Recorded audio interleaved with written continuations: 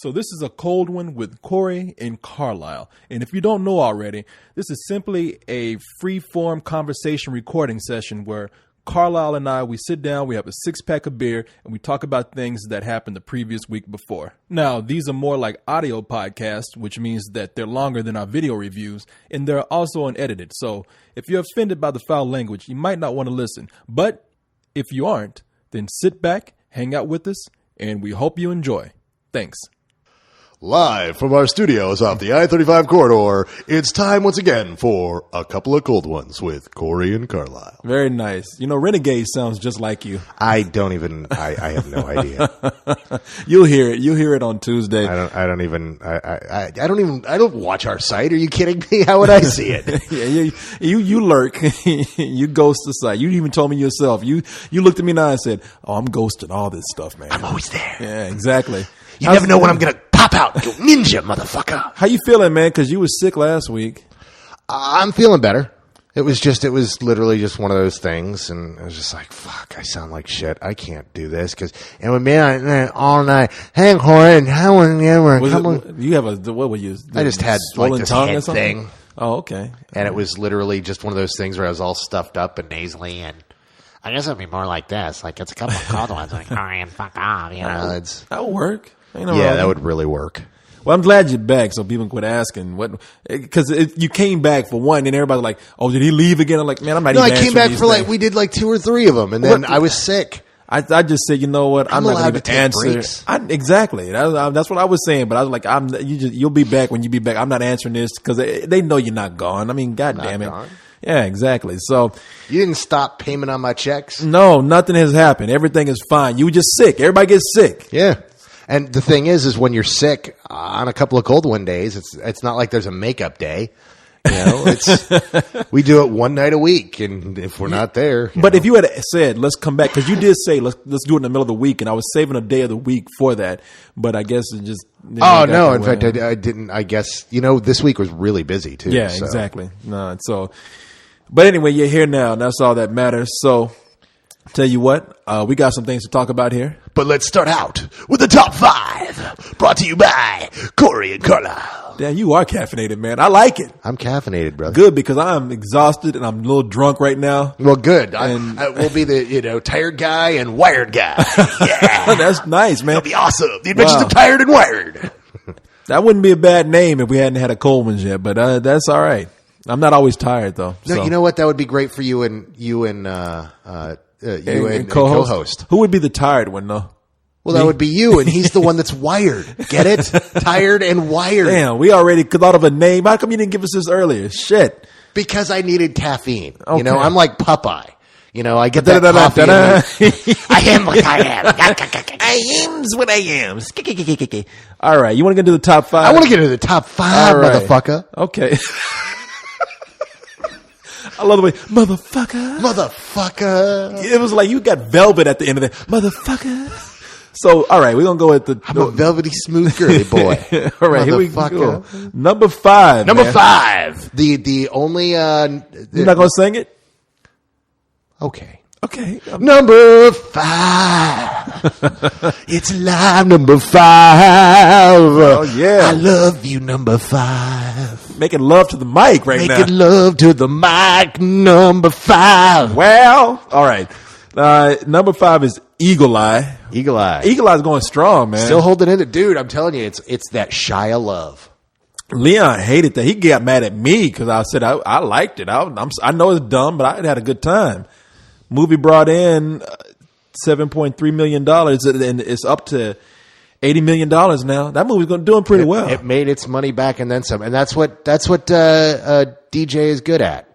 DJ Caruso, the director. Now, so people that know you're not talking about DJ, Onion Head, DJ Qualls, DJ Caruso. No, he makes movies that they turn profit. He doesn't exactly have the greatest third acts ever. One of his third acts is one of the worst third acts I've ever Disturbia? seen. No. The third act of Disturbia wasn't great, but it wasn't that bad. No, the one Taking Lives. Oh, remember where he shows up and he knifes the pregnant belly and And you're like, dude, that's a fake belly. It looks so fun. Yeah, Oh, look, it's a fake belly. Big surprise. Yay. He directed. Yeah, he did. I don't even remember anything about that movie. 'Cause I remember looking him up when I had to. Yeah, No, his best movie is The Salton Sea. the one with Al Pacino. Yeah. No. Wait a minute. Salton Sea? The Salton Sea. Oh, no. Not Saved That, by the Sea. No. Salton Sea is the one it's with Val Kilmer. Val Kilmer. Yeah, and I saw that on HBO, and that is actually a really kind of a badass movie. That's man. a great fucking movie. It's trippy. Yeah, but that's his love movie, and these are his big studio picks. Yeah, no, well, hey, But look. Spielberg is in love with the guy, and Spielberg is in love with Shia, so they're going to be working together. Well, I for a tell you long what, time. I like him just because of his work on The Shield. I saw the episodes that he directed, and great, man. No, he's really solid. He's Yeah. a good guy too.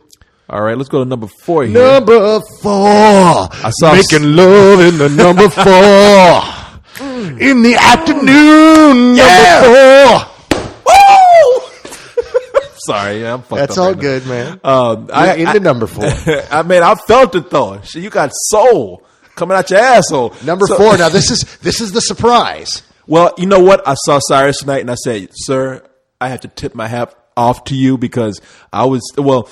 Let me give you a little background here. We had to all review Sex Drive because that's the only thing everybody could see. But he did send out an email. In his defense, he said, "You know something, guys? I said Sex Drive is probably going to make more money than W," and he said, "I really doubt that. W is going to make more money," and he was right. Sex Drive is like not even in the top. It's like number 9. W is It's number 9 or 4. 10, depending on which list you look at. Okay, I'm looking at the one off Box Office Mojo, and it's number 9 there. That movie bombed, really. Sex Yeah. Drive, which too bad I liked, but W, which he didn't like, came in number 4, brought in $10.6 million. Now, here's the thing: is that on Friday night it was number 2. It was just barely number 2 as well. It was squeaking right there with the number 1 film, and everyone was like, "Oh wow, it's going to do better than we thought. Maybe it'll do a $12 or $13 Oh, million Yehudi told me weekend." that. Yeah. And then all of a sudden, bam! It was like everybody wanted to see it, saw it on Friday, and then there was a big drop off, and now it's number 4. Yeah. So I mean, pretty good for the movie. Still, I mean, it's Just like the real W, it starts off strong and ultimately ends up fairly weak. I like that. So true. Oh shit, man! This is a movie that I saw that we did not put a review up of. Okay, that must mean it's time for number 3. I'm slipping here, man. This week we had the parties. My mind has been gone, but I saw this movie. I thought it was coming out next week. The Secret Life of Bees. Did you see it? No, I did. I'm sorry. No, I fell asleep reading the synopsis and kept nodding off every time I read the synopsis. And I tried watching the trailer, and that put me into a coma for 3 days. And I missed a couple of cold ones last week. So no, I did not make. You know something? It's not a bad movie, but reading the synopsis is no surprises. You get exactly what you think you're going to get. Yeah. That's the movie that has Jennifer Hudson, Queen Latifah, It's pretty a much little every white- black it's a li- actor that can sing it's and a- rap. It's a little white girl in the South movie in the 60s. Right? Alicia Keys is in the movie. Pretty much they pull every black musician who's a woman in the movie. And then there's Dakota Fanning. And Dakota Fanning, who, look, I don't take this as me being perverted. I'm not. She's growing up, though. No, see, I've been hearing that from a lot of people who have been saying, dude, that girl's getting hot. And it's I like, did not say it's- that. No, hold on. No, I'm saying I'm hearing it from other people. I have not seen her yet. I have not seen what people are talking about, but it's kind of like that whole, I'm getting that whole, Lily Sobieski and, who was the other one that did that? Natalie Portman. No. Even though that is one when Well, she no, was but like, that's when she came out and everybody lusted after her when she was 13, which was really gross. But no, Mary Jane Watson, Kirsten Dunst. Kirsten Dunst. Where she had that thing where she hit that age at about 13, 14, because she started out when she was really young. And then everyone was like, oh, wow, she's grown. Maybe she'll be hot. Well, I mean, Ed and Guy's going to say that when somebody starts growing breasts. I saw her in the movie, and I was just like, oh, Dakota Canning. She's growing up. Canning? I'm sorry, Dakota. Freudian slip time. Dakota's cans. No, Dakota Fanning ain't no better. Dakota Fanning. Fanning. Dakota's stroking. Oh, Jesus Christ. No, Dakota. Oh, Freuleven. No, she. I looked at it and I thought like, oh, well, she's not a little girl anymore. Yeah, she's like 14 or something now. I wasn't looking at it as like, oh, I can't wait to fuck that. No, it's like that's creepy. She's Well, just, you she's used just the growing F up. word with Fanning. What Fanning? That's an F word. She's fun. No, she's not a little girl anymore. Here, let me hand you a shovel so you can dig a little faster. And I was just saying that I bet she has those cocksucking lips. No, I look now. Oh, now we've officially gone into Creepsville. No. Population Look, U. no, yeah, no. Because I'm safe. Look. The girl is. The thing is, she's hit that level now where you can see her. Now I'll tell you this: when she's about 18 or so, she's going to be a very attractive girl. Or she could go the route of what's that kid's name that was in The Sixth Sense? Oh, you mean Haley Joel Osment? Haley Joel Osment has grown up to be a weird looking kid, man. He was a cute kid, but now that he's gotten older, it's like something went awry with him. He looks like Cyrus now. It's the creepiest thing. I remember when the Lions movie, what was it called?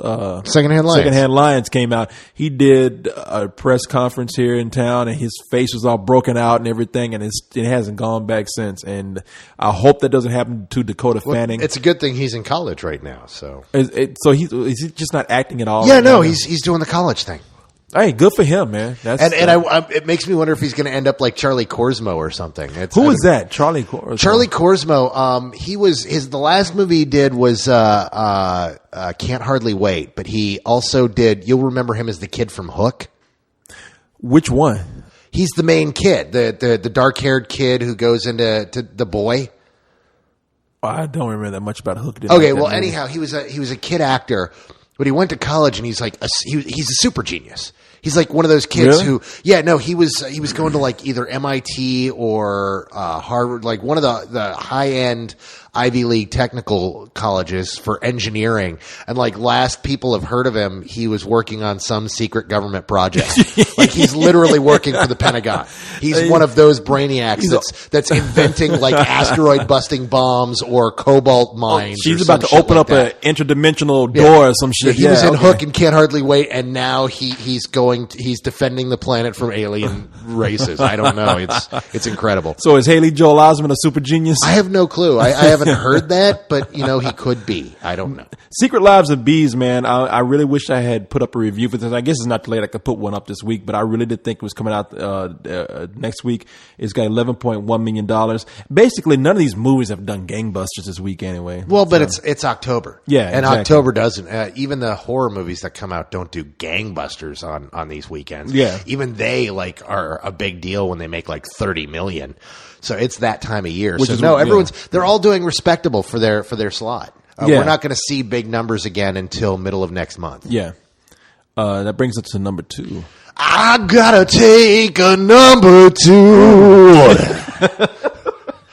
I thought I was the one that was fucked up tonight, but there's something going on with you, man. Something wrong with you. Beverly Hills Chihuahua, cat meat. What did you say? It's caffeine. Oh, I thought you said I've been eating cat meat. I was like, what the fuck? I've been eating cat meat. Yeah. I'm the one that's fucked up, Corey. Yes. No, we're both. So speaking of number 2s, it's Beverly Hills Chihuahua. Yeah, another movie that's going strong. Chihuahua. Chihuahua. What do we get? We've talked about this film far too much. I know. What can we say? Let's move right along to the new film. Well, all we can say is like at this week it's brought in $11.2 million. There you go. Movie's good. I don't know how much it's made right now, but apparently I think it's in the 80s. It's made far too much money for a talking dog movie. That's all I gotta fucking say. Especially not a particularly good one. So, but what are you gonna do? I would say there's no other. See, that's what pisses me off. Here's what really pisses me off. Is I would like to say there are no other good family films out there, but there is a really good family film out there. City of Ember? City of Ember. I don't think it has the appeal you think it has. No, it doesn't have the appeal. No, clearly it doesn't have the appeal. It didn't even make the top 10 this week, and it was like number 9 last week at $3.9 million. It's really a depressing opening, especially for, come on, if you had to watch one over again, which one would you watch? Oh, you know what? I think it's going to be bad to say this. If you want me to add, the better film, of course, is City of Ember. Yeah. It's just a little more originality going on there. They're trying something that's, especially for a children's apocalyptic film. Mm-hmm. But that movie just doesn't hold up in its second half that well. And I think that's what kills it. Where with something like Beverly Hills Chihuahua, as bad as it may, well, I'm not going to even say it's bad. None of us thought it was terrible. But I do think that. But none of us liked it. But well, I was okay with it. I was just like, I didn't hate it. I thought it was just kind of mediocre. Admit it, you were just wowed by the Bolt footage. No, man, Bolt looks cool. Dude, I've written about that several times. Dude, Bolt looks awesome. We'll talk. We'll talk about that a little later. No, Bolt looks great, but I tell you, the thing is that Beverly Hills Chihuahua, for what kind of movie it is, it keeps that through the whole film. You had to check your phone, didn't you? Man, I got a call. Come on.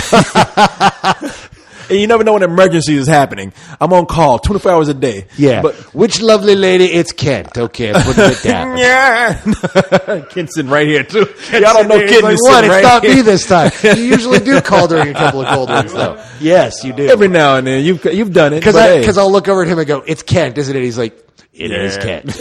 But what the hell is it? Who is that? Dakota Fanning. That's Dakota Fanning? That was taken a couple weeks ago. Oh, my God. She's pregnant.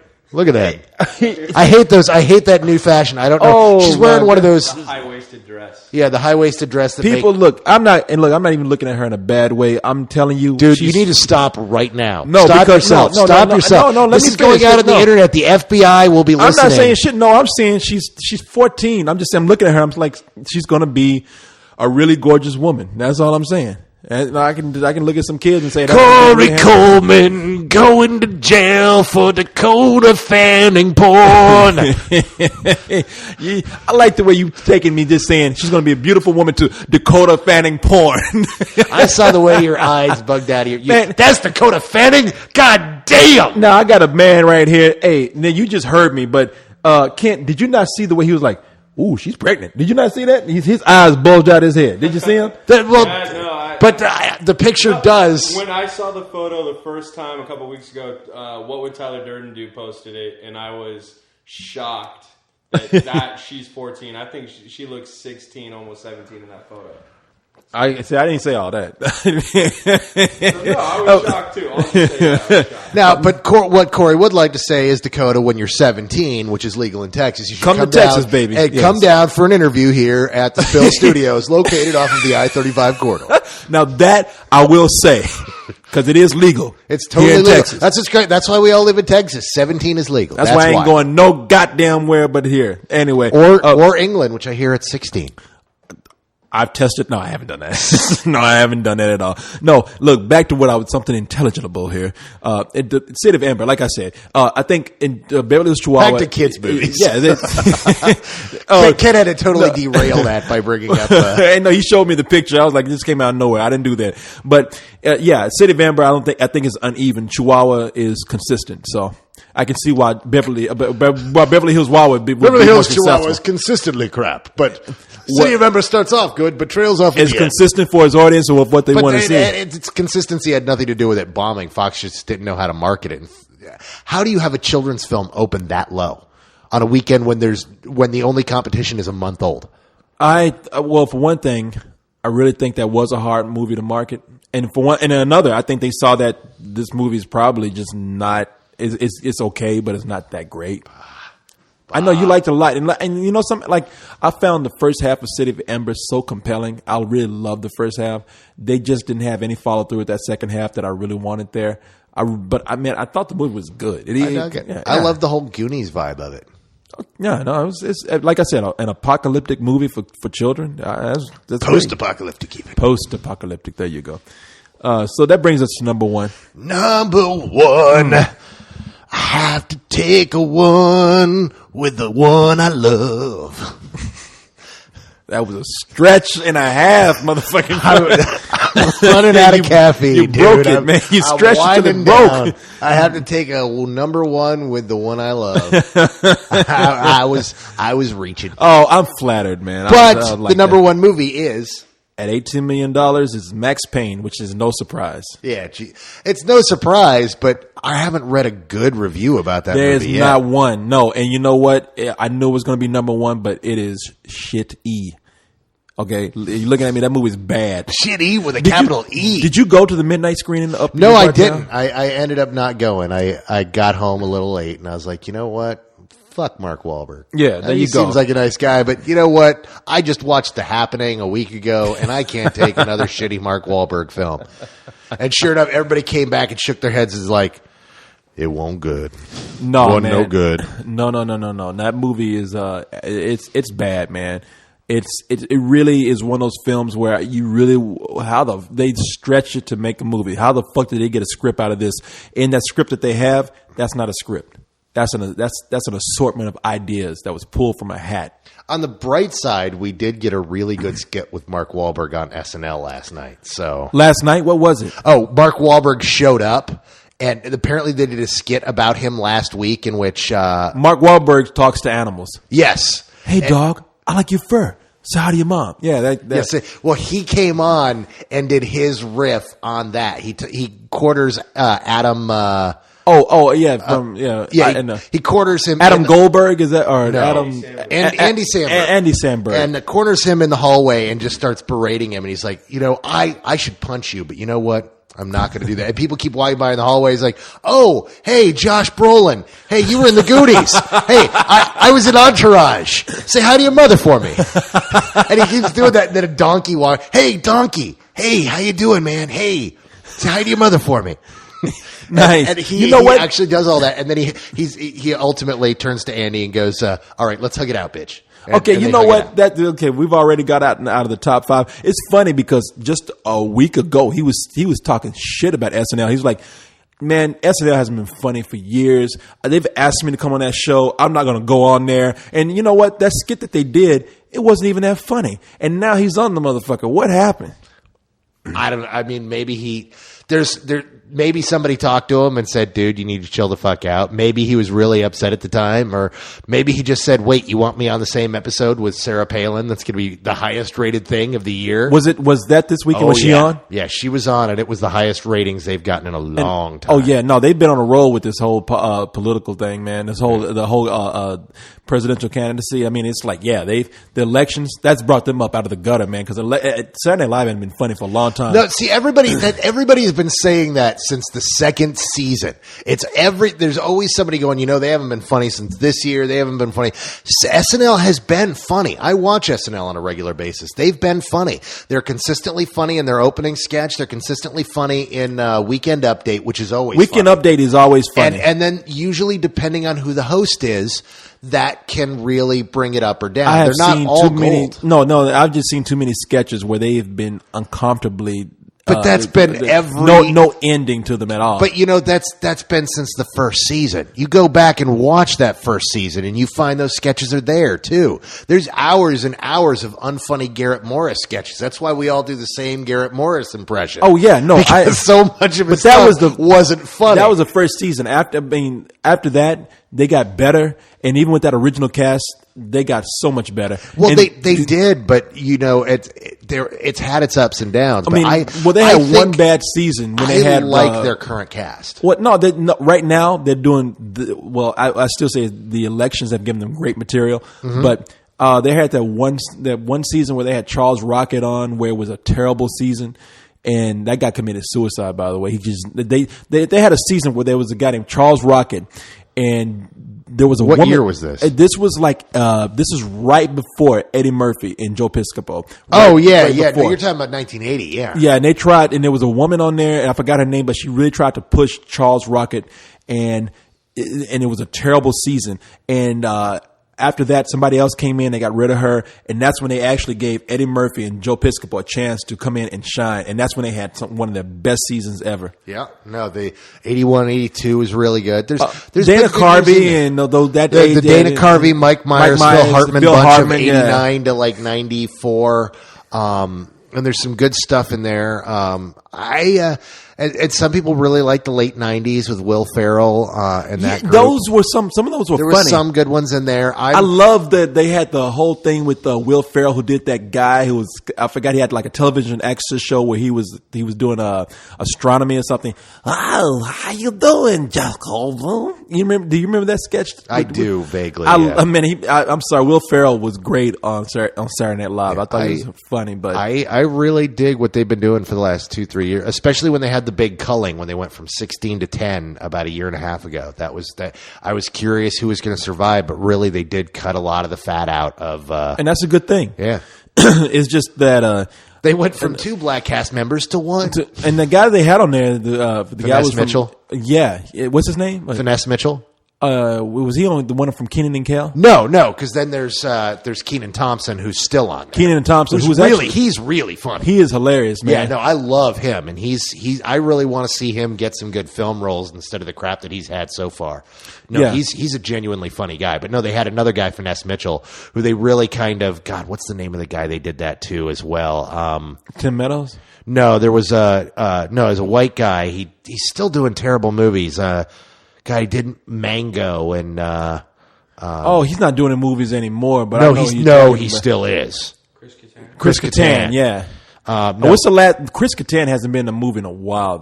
You mean aside from Undead and Alive, which played South by Southwest a year and a half but ago? I'm talking about, has that had any real theatrical? No. release? He's still doing bad, undistributed movies. Is what I'm saying. Okay, but he's doing he's under the direct-to-video radar crap. now. Okay, that's what no, I'm he's saying. not. No. He's still working. He's just not doing anything good. He's Pauly shoring out. Yeah. But there was a thing where for the last year, they ran out his contract and just had him show up like once a show in a background of a skit or showing up as gay Hitler or whatever. And then once his contract was up, he was out.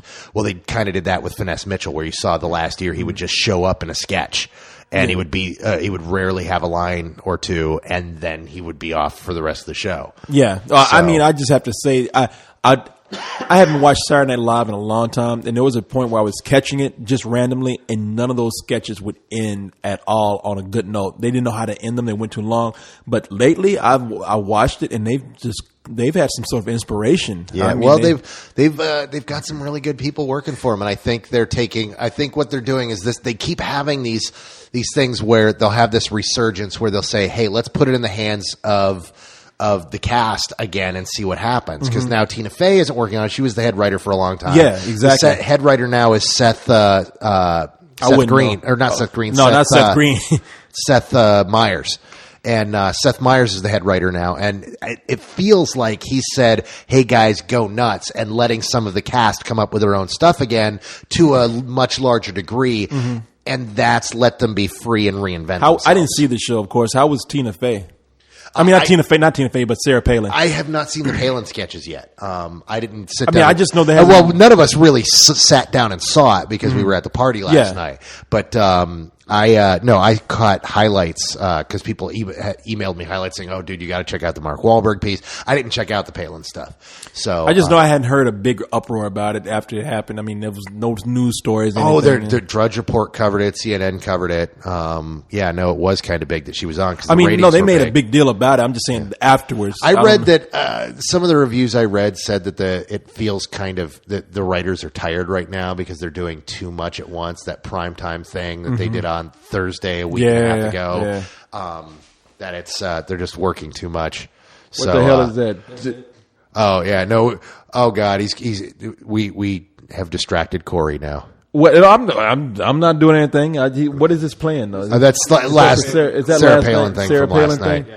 Oh, okay. I mean, well, we're not gonna watch it now, but it's like I'll watch it afterwards. But Yeah, I we'll just sit down and haven't watch heard it after the anything. I show. mean, I was on the news today, and I was expecting them to say like, Well, of headlines, course, Tina everything Fey got was- dwarfed as soon as Colin Powell. Colin came Powell out. backed Obama, and then all of a sudden, the floodgates broke. So yeah.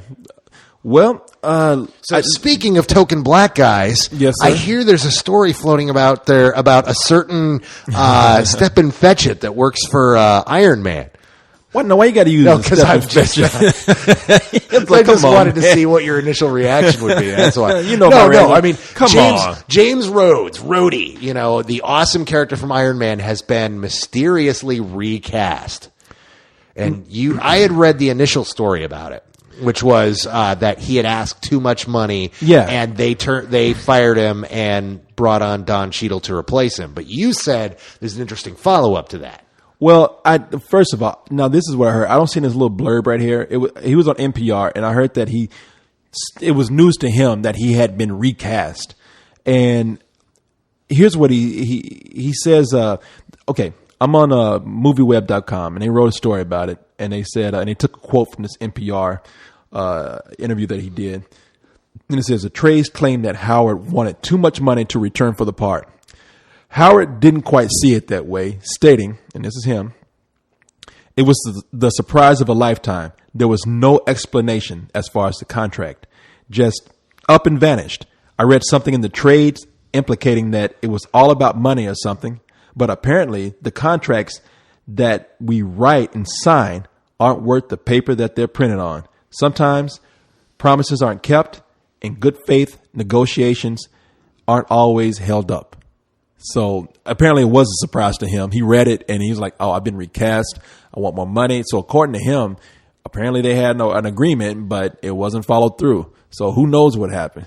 Yeah, it sounds like typical hot. But I'm in listening to what he said, it sounds like he's got his own doublespeak going on, like good faith negotiations, meaning he probably was asking for more money, but it was one of those things where it's kept under it's like, look, we're going to talk about this, but this doesn't get published. We're doing this in good faith. We're talking this through without having any of it leak out, and that then it's like, okay, yeah, we can't afford that, fire him, and then they release that he was asking for. Well, he's being money. replaced by Don Cheadle, which is funny because you said, look, Don Cheadle is good looking because he's got charisma, but he ain't as good looking as Terrence Howard. That's not what I said. No, you didn't say that, but that's what I'm saying. But you did say he's not good looking. No. That's what I love Don Cheadle. But you said he's not good looking. Incredible. That's what I'm about to say. Don Cheadle is an incredible actor. He isn't a good looking man. Now. That's the thing about Terrence Howard. Terrence Howard has this just charisma and good looks. He's like got this young Billy D thing going on to a certain degree. Man. And it's like he's perfect for James Rhodes. When you read the comic book, James Rhodes was not just, he wasn't just Iron Man's sidekick who happened to be black. He was a good looking, charismatic guy that could keep up with Tony Stark. And that was the whole thing, was Tony Stark. He was Tony Stark's wingman.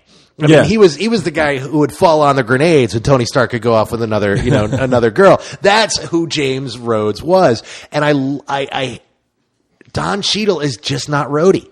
He just isn't. Well, we have to see because Don Cheadle has that charisma. Don Cheadle can act. I know women who love Don Cheadle just because Don Cheadle has that personality. Well, sure, but there are women that love Steve Buscemi too, but it wouldn't exactly, But that's the thing, though. Yeah, well, that's the thing. We've all known those guys who weren't the greatest looking guys, but but Don Cheadle is no Billy D.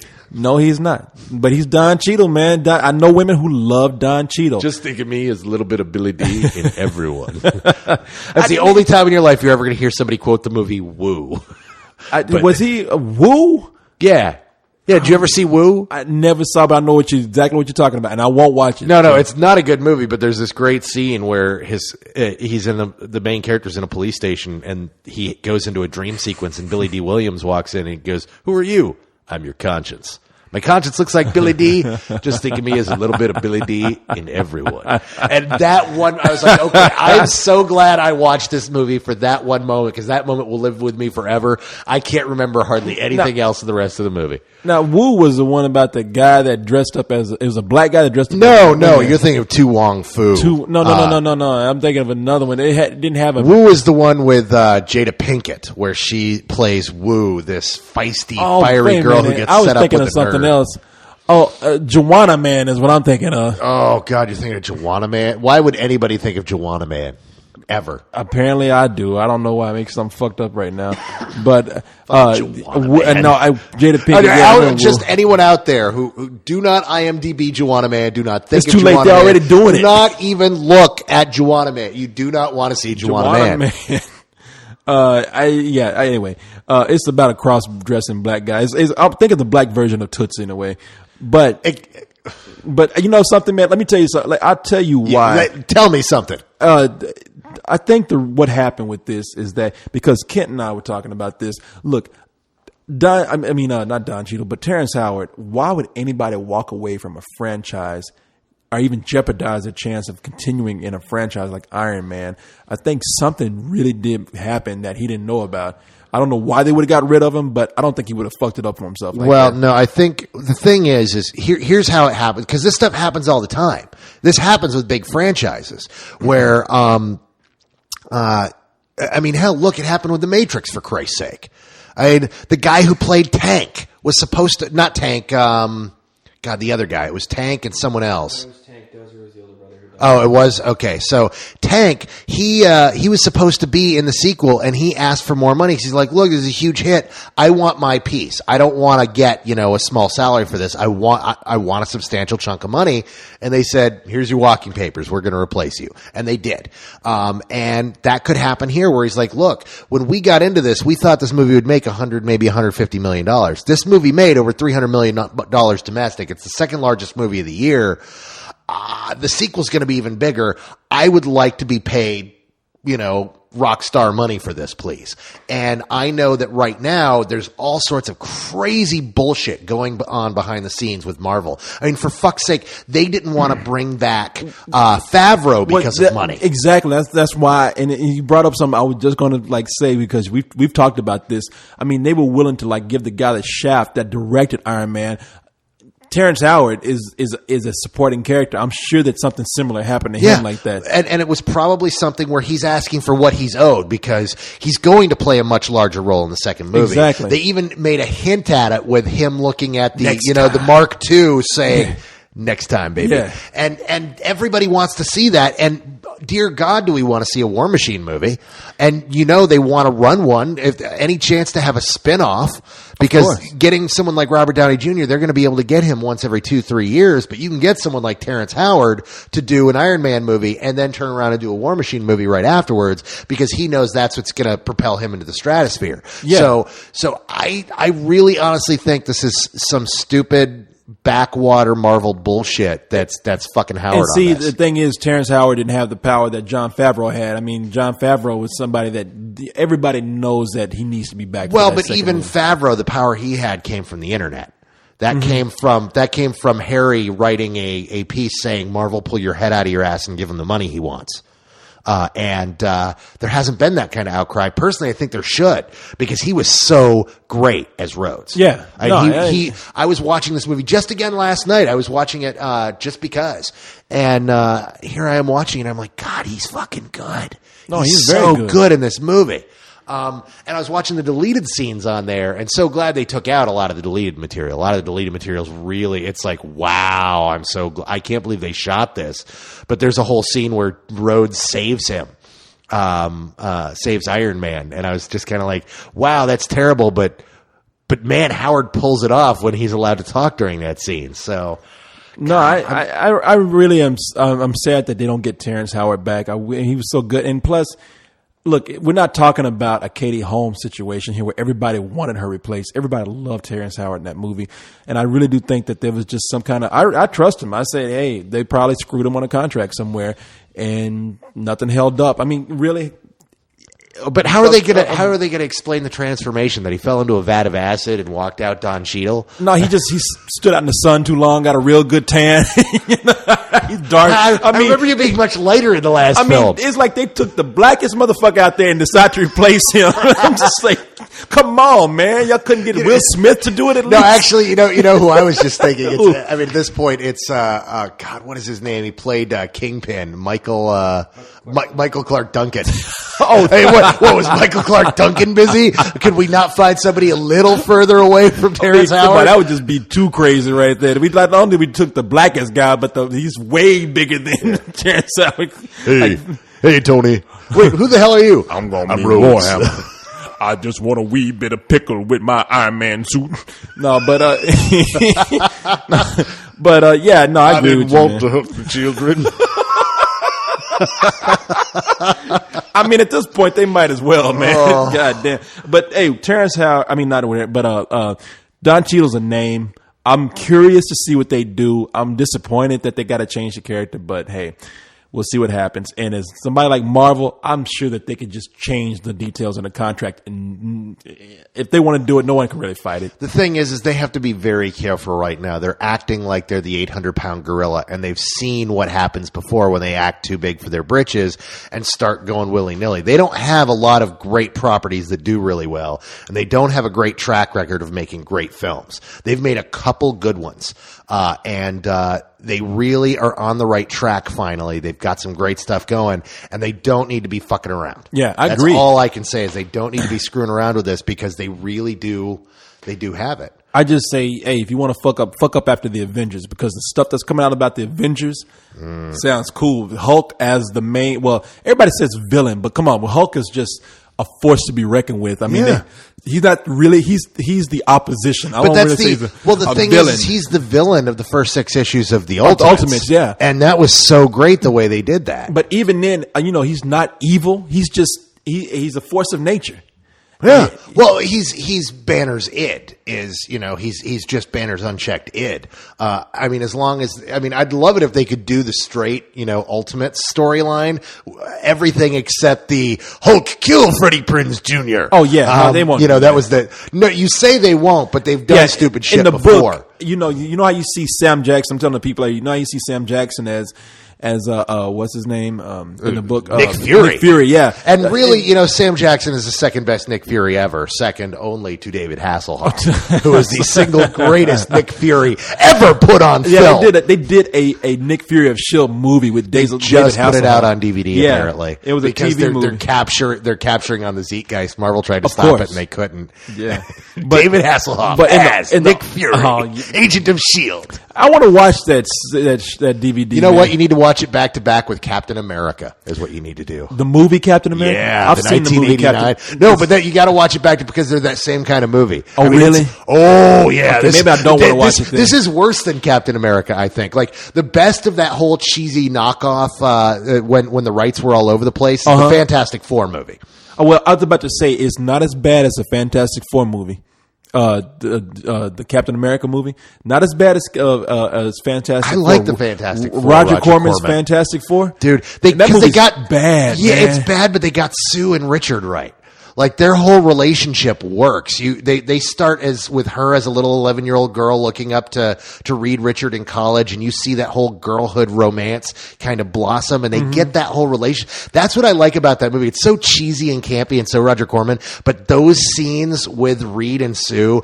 Actually, there's more They were so emotion in corny, those man. scenes. Yeah, but they were corny. They're that corny romance. They're sweaters and holding hands and flowers in the 60s kind of. I mean, their wedding was attended by JFK in the comic, for Christ's sake. It was cornball. Yeah. But you know what? They got that right, and there was more emotion in those scenes than in any of the fucking Fox Fantastic Four movies. You know what? And I've gone back and looked at that last Fantastic Four movie. It is bad, man. It's shitty. Yeah, no, I remember saying hey, it's good for family. I still think that if you rent it for your kids, fine, but it's not a good movie. No, it's not. But no, man, please don't fuck up anything before we get to this Avengers movie, because this Avengers movie could be cool. Because we've got Iron Man, then Captain America, or the first Avenger, Captain America, and then the Avengers. Yeah, and now are they really going to do an Ant-Man movie now? Because that's what they were talking about. Fuck if I know. They said that was on the roster. I mean, an they've Ant-Man been movie. doing animated movies, and they go direct to video. I don't know what they're, it would be cool if they did theatrical, but they better treat it like a theatrical and not like what we saw with Clone Wars, which is, hey, let's slap some of the episodes together into a shitty movie. That'll be awesome. Yeah. No, I want to see if they do it right, because right now they've got some really good stuff going on, man. I got an interesting question about this the other day. What? Someone was asking me if I thought Spielberg would be a great director for the Captain America movie. Which I do not, because they were talking about how Spielberg loves World War II, and I don't think Spielberg's the director he used to be, and I don't think Spielberg's the right guy to do Captain America. The person I want to do Captain America is a little controversial. Who? What you want? Michael Bay. No. Oh, yes. No. Oh, no, yes. No. If there's anyone who can make a slick, glossy, cool-looking, No. uber-patriotic Captain America, it would be Michael Bay. Now, I don't want him to touch the Avengers movie, because the Avengers movie is going to be complicated and has characters and storylines. The first Captain America movie is going to be about a, chip off the old block 1940s nerd who gets turned into a super soldier and then kicks Nazi ass until he gets blown into the ocean and frozen for 60 years. And if there's anybody who can make a movie to make us beat the shit out of Nazis to a slow motion flag, it's motherfucking Michael Bay. Michael Bay would just make it a bunch of action and not concentrate on character. There's going to be very little character. All of the character stuff of Captain America happens after he's unfrozen. Before he's frozen, he's not a deep character. He's an ass kicker. Go back and look at those old 40s comics. He wasn't a character. He was the strong-jawed American type who beat the shit out of Nazis, and that was it. I think Michael Bay would be perfect to kick that off. I don't want him to do a serious film at all, because if he does, because he can't do story. I love Michael Bay. He blows shit up better than anyone else in the world. He cannot handle a story to save his life. So don't give him the Avengers. But Captain America, dude, he would blow up Nazis better than anybody. I cannot agree with that. Like I said, it was a controversial choice. Who would you like to see? I would love to see Spielberg over Michael Bay. I'll tell you that much. Oh, but then it would end up that the robots recreated his mom out of DNA, or that the kid survives at the end, or some lame horseshit ending like every other Spielberg movie. Or he'd have the big Jewgasm at the end, like in Munich. I think Spielberg could actually do a really good Captain America movie if they had a good script writer. And so, I mean, some of the people that we have out there who are doing that, I mean, like who's the one that just finished helping out with writing Spider-Man, and I'm talking about J. Michael Straczynski? He would be a great one, yes. Well, to write it, yeah. He would be. I would love to see a J. Michael Straczynski. In fact, he just got through writing the World War Z movie, so. I think he would actually, if he wrote the script for that, I think that'd be great. But I don't have anybody who I know more people who I would not like to see directed than I would like to see directed. So I can't really say anything. The movie I want to see is that hyper stylized, glorified, beautiful ass kicking of Nazis that Michael Bay could give us. I mean, hey, I'm not going to, I just have to wait and see, but I don't think he'd be the right one. Yeah. I don't think they'd pick him. I think he would cost too much. I mean, I look at something like Transformers, which they really convoluted an already stupid but good story. I mean, you already had a story with Transformers, and it was dumb, but it was straightforward. But what you do is you make sure that he doesn't, that you have the story and you don't let him fuck with the story. I mean, it's that simple. You have him shoot it. You have him direct it. But you keep the producers locked down on the story and say, look, we need to keep on this path. Okay. I mean, look, if they had a great script and he could stick to it and not make it all about, but Michael Bay just does a lot of trademark things that I think he would bring to this that I don't think they would. But a lot of awesome with Captain America. Captain America is tough to sell to begin with. Here is a dude who gets pumped full of essentially super steroids, becomes big roid dude, goes on a big rampage throughout Northern Europe during World War II, and he throws a fucking shield at people that bounces off of them and then comes back to his hands. That's it. That's what he does. I would, something. I would like to see somebody younger actually direct Captain America. Somebody who's really good, really young right now. Somebody who probably hasn't even directed a big budget movie yet, but knows the material a little bit better. Someone that we never would expect. Like, would anybody have ever thought Jon Favreau would actually do as well with Iron Man as he did? I was telling you that for like 3 years in advance. No, look, I didn't. And I was, because I was singing, because I saw Zathura and I saw Maid and I saw Elf and saw his progression to that point. So no, but a lot of people didn't. But a lot of people thought like Elf, we're going to get the guy from Elf to do this. The guy from Zathura. I mean, I think we need somebody like that. Somebody who has talent but hasn't done a bunch of these big bang special effects type movies. I think we need somebody who's like wants that and is going to do well with it. Gil Keenan might be a good choice for that. I agree with that. I think giving him Captain America, he's the guy who just did City of Ember and of course did Monster House. He could probably capture that whole childhood hero kind of aspect to Captain America and kind of looking at Captain America through a child's eyes and then seeing him forced in the next movie to confront, a world that is just not his. Yeah, no, I agree with that. I saw somebody. I would pick someone who out of left field and say, let's talk about it. Let's see what your ideas are, and then see if they would be a good fit. Let's get Spike Lee so then we could seed the World War II with black people. No, hell no. Because apparently there were much more black people in World War II than Clint Eastwood would have us believe. Actually, I heard Spike Lee's comment on that, and I understand where he's coming from, but I still no Captain America for him. Here, I'm going to tell you. Spike Lee's Captain Captain America. Captain. Yeah, Captain America. My choice. Oh God, yeah. I don't Martin know. Campbell from the Zorro From movies. Casino Royale. After I saw Casino Royale. You know what? Kent's saying he wants Martin Campbell, and Martin Campbell's good for James Bond. He's not good for. I don't see him doing Captain America. He's had too many bad movies. He's had good ones, but he's had too many bad ones. Look at that IMDb profile, and you'll find a couple in there where you'll wince. I'm looking. There's a movie that just came out, or it's about to come out. Ryan Johnson, guy who did The Brothers Bloom. Oh no, yeah, I know Ryan. Yeah. That is somebody that I would say, you know what, you got a good visual direction, you got a good energy. Let's go ahead and take it and see what Did you can do see with Brothers this. Bloom? Yeah. Oh, I didn't know you saw it. Yeah. Yeah, no, Brothers Bloom is a great film. I dug the hell out of it. Although Ryan is not the guy to do. Is not the guy to do Captain America. Why not? Because he's one of those guys who's doing his own stuff, and he really is in his own head creating all these great original things. And I don't want to take him away from him doing his stuff to doing someone else's. And that's thing. exactly why I would choose someone like that. I would choose someone who has great ideas, great visuals, who is not thinking too hard about comic books.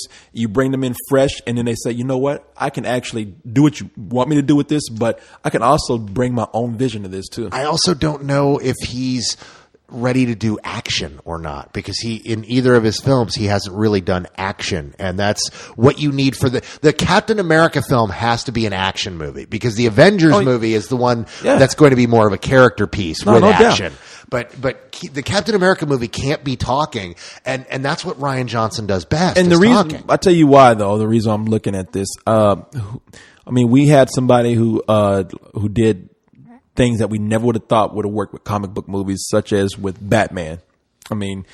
What's the director's name? Oh, see, again, you're going to mention somebody that I had called out of left field years before that I wanted to see him do a Batman movie. But it's the same kind of thing. Somebody who did something outside of the genre. You bring them into something new. He made really great detective movies, and then when he was given the greatest detective of all time, we knew he was going to kick ass. But see, that's why I'm saying it's got Ryan Johnson. I'm looking at like the last movie that he did. He would be great for a period piece. He did this movie, The Brothers Bloom, where he did an amalgamation of different styles from different periods. Even though it's set in the present, a lot of that played like a slapstick 30s film, and not slapstick over the top, but he was able to capture the feeling of a certain period. And I think that he would do well for something like Captain America. And don't get me wrong, I think Ryan is a genius. He's I love Brick. I love Brothers Bloom. And then he also did Brick. Yeah. And Brick, there was some. Let me tell you something. There was one shot in Brick which made me say, I would love to see this guy do an action film. For people who haven't seen Brick, it's a film noir movie that takes place in high school. I think it's a great film. A lot of people say, I don't get it, but if you're in the right mindset, it makes sense. There's a scene where Joseph Gordon-Levitt, he was the hero, the protagonist in the movie. He's after one of the bullies of the school who is a henchman for the bad guy. And there's a scene where this bully punches Joseph Gordon-Levitt in the face, and the shot is incredible. And they did this when they had really no huge budget. No. And I'm looking at this guy's visual style, and I'm thinking, anyone with that kind of eye, they can do action. What's interesting is Ryan Johnson is a member of this really kind of cool little clique of filmmakers who they all went to college together, and they're all best friends, and they all go and work on each other's films. You've met one of them here in town, Kevin Ford. Yeah. But Chris Sievertson, who directed I Know Who Killed Me and The Lost, he's one of them. And then, and you know, I hate it. I know. Oh no, I know you do. But I'm just mentioning him. But I don't think that I'm just saying they're all across the board. And then of course the other one is Lucky McKee, who did May, and then part of a film Red, and he did the Sick Girl episode of Masters of Horror. He also did a really good film called The Woods, which got the shaft and never got released in theaters and ended up on DVD. If you haven't seen The Woods, check it out. It's a cool witch ghost movie. But these four guys all kind of grew up together, and they're all making films, and they all kind of go back and forth helping each other out on their movies. And it's just a really cool dynamic to watch, because literally Ryan was over in Europe shooting Brothers Bloom, and he called up Kevin and said, dude, I want you to do my EPK. And he flew out and shot all the making of footage. And then when Kevin went and shot something with Angela Bettis, Lucky McKee came down to shoot EPK, and he just stayed on set shooting the making Yeah. of, and it's just they're this weird group that kind of feeds off each other's energies, and it's really interesting to watch. Yeah, no, hey, look, there's a lot of directors out there that we can only know what they'd be capable of, but I don't want to take somebody who's we typically think of and say, like Michael Bay, even Spielberg, I know big action directors, DJ Caruso. Name somebody who's big. I want somebody who's not. I want DJ Caruso to direct it with Shia LaBeouf starring as Captain America. No. Oh, no, but you know what would be awesome? What? If Shia LaBeouf played Steve Rogers before he got injected. I don't want to see Shia LaBeouf anymore. I like that guy. I think it would be cool to have him playing the scrawny geek he's that too goes much. and gets injected, and then we get, Matt Damon as. No, it'd be interesting, but that's a good idea. Who do you want to see as Captain America? I want to see? Oh, God. Look at Ken is showing us Bucky after we mentioned Shia LaBeouf. Shia LaBeouf would make an excellent Bucky. He's too much. I think he's out there way too much, but... No. Yeah, exactly. No, Captain, no, Captain America, no. Is us doing our Shia LaBeouf impression here. No, I tell you who I'd like to see it be a Captain America. The guy who just played Two-Face. Aaron Really? Eckhart. Aaron, he's a little Man, he's old. got the chin, he's got the blonde hair, he's got the eyes. You know who I want to see? Ryan Reynolds. No. Ryan Reynolds. Too sassy, man. Way too smart ass. We talked about this, he'd make a great Flash. Well, they wanted him for Flash, yeah. He would make a good Flash. He's too smart aleck, man. We need somebody who we believe is just straight blonde boy patriotic as Captain America. Well, it's called acting. Yeah, but we need somebody who can bring that image to it too. Who can bring that? Look, we have seen too much of Ryan Reynolds be the smartass, and we need somebody who doesn't bring that kind of image to it. I think what Ryan Reynolds needs is to kind of step back. There's somebody I'd really like to see, but he's too old. And that's and now I'm going to blank on his name. He was Captain Mal from Firefly. Oh, he would be. Why can I not think of his name? Wait, is he the lead guy in Firefly, the Yeah. captain of the ship? Yeah. Yes. If they dyed his hair blonde, he would be great. Yeah, no. Why am I? God, I can't remember his name Yeah, either. and Cyrus is sitting there going, "It's Nathan Fillion. yeah, it's Nathan Fillion, asshole." That's we just need a guy to be our reference guy. We need to hire a permanent reference. Well, there guy you go, for this. Kent. You ain't leaving, man. But I hate jumping in, but his performance as Captain Hammer Oh, yeah. convinced me of that. Yeah, he can play. Oh yeah, He was Captain Hammer in Doctor fuck? Horrible's sing along blog, and he's fucking. If Corey, you have not seen this, this is a Joss Whedon thing. Captain Horrible's sing along blog. It is fucking hilarious. It is just an hour long. It's in 3 parts, and it's so. I've seen a little funny. bit of it with Doogie Howser going down the street singing as Dr. Horrible. Yeah, but Nathan Fillion plays the superhero called Captain Hammer, and the hammer. It's not my fist. And he just showed me a picture. Just so you know, the hammer is my penis. and Oh, it's actual dialogue. It's fucking funny. He plays this dumb shit superhero. No, I'd love to. He's just a little too old for what they're going for. But he's somebody I wish would catch a big break because I love Nathan Fillion. No, he's good. He was in. For people who don't know, he was in a very underrated movie that I thought was great, which is Slither, which was a really good horror. He was comedy good in movie. Slither. Yeah, and I thought that movie was good. Yeah, he'd be great as Captain America. I agree with you that completely. Oh, and by the way, just to let you know, I'm not totally against Michael Bay doing a Captain America movie. Mm-hmm. I'm thinking of Pearl Harbor. I'm looking at all the iconography that he used in that film. I could see him doing it. Yeah, the thing with Pearl Harbor is not the story. Because the story fucking sucks. It's terrible. It's that 40 minutes in the middle where it's just the attack on Pearl Harbor that is just so fucking awesome. But even in those little bits, there was some stupid things like the bomb that fell on the guy peeling potatoes and shit. It's like that's how it happened. I mean, it really, yeah, exactly. That was the guy peeling potatoes. Like, hey, what is this? Boom! French fries everywhere. No, I could look. I'm not against it. I just like to see somebody else do it. That's all. Cool. I mean, but it's all good. But like I said, it's controversial. I know there's going to be a lot of people who are going to call me a moron in the comment section. And it's just I'm throwing it out there. Think about it. Let it percolate. Some of you are going to go, yeah, that would be cool. But just keep in mind, I don't want Michael Bay to start doing superhero movies. It's this one in particular.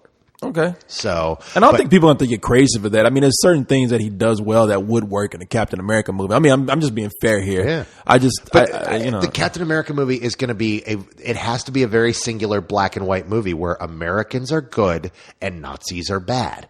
There can't be any of this gray area stuff like we've had in other superhero movies as of late. No, it's Captain America's very clear cut. He's very slow flag waving in the background. He is very rah rah America. Well, nobody wants to see some shit where Nazis are made sympathetic anyway. I mean, who doesn't every hate a once in a Nazi? I remember I talked to one person who said she didn't like Saving Private Ryan because she's like, Nazis are people too. I was like, oh my God, never mind. Nazis were not people. We know this. It's scientific fact. Look it up. It's in the books. Okay, so the idea that you had that I thought was actually pretty great was for the next party. Now, it was only suggested earlier before we did this podcast that someone said, hey, let's have a big barbecue and let's try something different out in the park somewhere, get some kegs, let's show some stuff on a big screen or something and make some barbecue. But then you said, you know something? We should have people come to town and have a showing at the Alamo Drafthouse. Yeah, you can rent out the screen of the Alamo Drafthouse. We should, or set something up with Tim. See if any of the people that some of the members have connections with have movies coming out at a certain time, and see if we can set up an early screening of a film. And then if people are going to come into town, don't just come into town to have a beer with us. Come into town and watch a movie with us, and then we can all sit around and get drunk afterwards talking. And then we can go somewhere else afterwards. Yeah. Yeah. I agree. So maybe we can do that. I'm throwing out ideas out there because we're thinking about having another one in August. So when all the college kids are out of school or like next August. Oh yeah, exactly. Are we still going to be around then? If we're around. If we're around, let's not bet the farm on the fact that we'll still be around next August. We can hope. I mean, hey, I'm saying things are going well right now. There's no reason to think we wouldn't be, but next August, we're planning on doing another party at a time when the college students can attend, and this might be a good idea. So you just want the college girls there. Man, I had so many college people say, you pick this at a time when I have classes, tests, I can't get out of school. Yeah, it was in the middle of October. I mean, for fuck's sake, there was a big UT game. Exactly. Last night. I was like, wait, you're kidding me. We've got the party scheduled on an in-town UT game? No, you know what? They weren't supposed to have that game. But they rescheduled it because of the hurricane. So there was not. Yeah, but don't give me that, because the hurricane happened long before you had made your decision to have this party. No, this game got rescheduled after I had planned for the party. After I said the 18th, this game was supposed to happen this weekend. So I don't know when they decided on that, or maybe I wasn't keeping up with things, but I didn't know there was a game happening. The Missouri UT game was going to be big, and they weren't supposed to happen this particular weekend. So I'm telling you, that's the way it is. But anyway, look, we're planning ahead. Well, and I think that's a great idea you have. So people, give us some feedback on what you think. Yeah, no, it would be cool. Let's show something. And if we don't do that, then let's see if we can. I know that Tim at the Alamo Drafthouse has tons of prints of old, Grindhouse era and drive-in era movies. Let's show like something classic and cool that we're always talking about, one of those old movies that we just love. Hey, I'm all for it, man. Yeah. So, well, there you have it. Some ideas for you to give us feedback on. So anyway, hey, we went over an hour tonight, so I guess it's time to go ahead and say good night. It's time to get the fuck out. So good night, everybody. Good night. See ya.